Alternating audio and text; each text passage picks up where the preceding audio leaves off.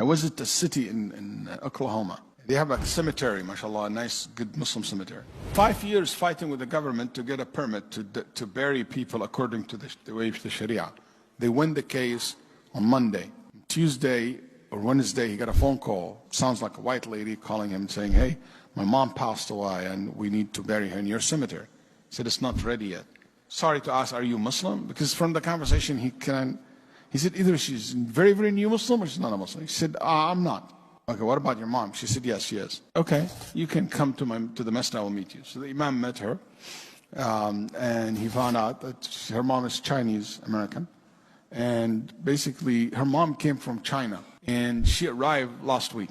And subhanAllah, she's an old woman. She left her husband because her husband left Islam, so she now stays a Muslim. And her husband stayed in America, and he kept the kids, so they raised Christian, or whatever religion that they have. And the mom returned back to China. But, you know, she wants her mom to visit, so she brought her for a visit. And when she arrived, she said, my mom went to the yellow book in the airport. And she took the yellow book, and she looked in the Islamic Center. She even ripped the paper out of the yellow book.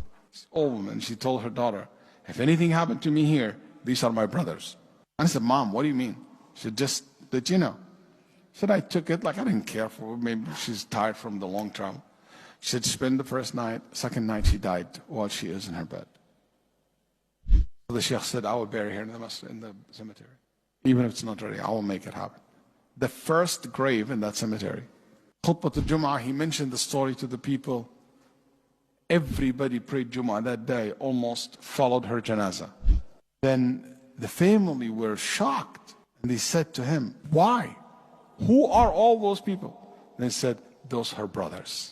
She said, my brothers, those were brothers. They were in tears. Then after she was buried, he handed him a piece of paper. She said, that's my mom's favorite prayer. Can you make it?